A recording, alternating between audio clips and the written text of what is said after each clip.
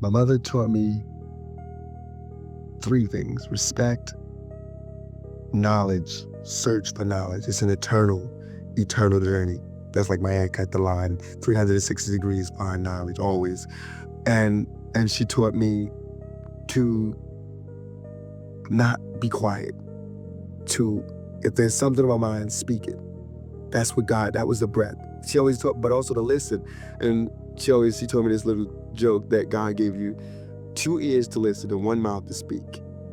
2 ears and 1 mouth, common sense. 1 mouth, you should speak, but you should also listen.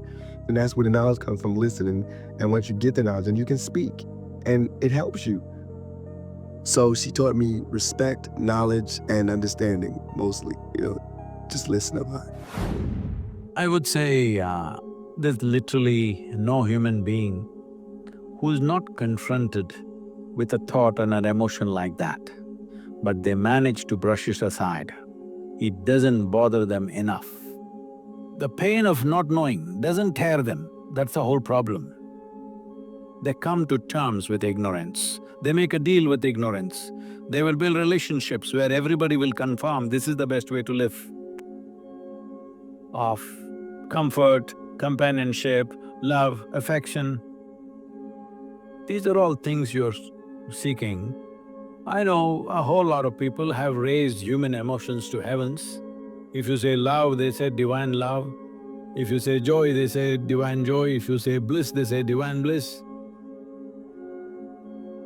You don't need any God's help to be joyful, loving, peaceful.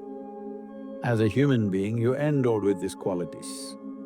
So all those who deprived themselves of that, they either seek God or they settle for a dog. Yep, usually. Because they want unconditional love. This is a demand.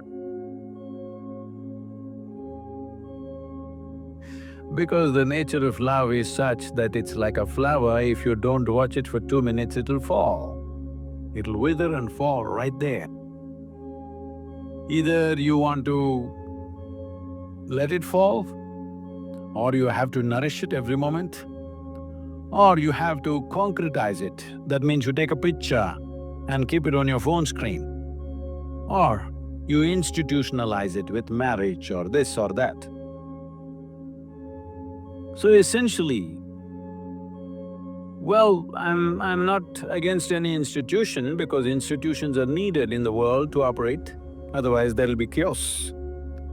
That is a different thing. But you cannot institutionalize joy or peace like right now we think United Nations is the institution for peace. No, you cannot institutionalize peace. You cannot institutionalize joy. You cannot institutionalize love or anything for that matter. The institutions are functional instruments in a given society. I have utmost respect for them because without it, a whole lot of people wouldn't know how to live. You need institutions, there is a government, there's a democratic process, there are variety of things, all right? There are courts, there are parliaments. Well, 90% of the time some nonsense may be happening there. But still these institutions are important because without that there'll be total chaos. So I'm not talking against institutions, but institutionalizing things that happen within a human being is a silly effort. So there is so much of knowledge available today or instantly. And knowledge is the key. If you have the knowledge, if you have ambition, if you are determined, if you are focused, if you are committed, use this knowledge to grow. Everyone can do it. And this is what I would like to say to all young men in India.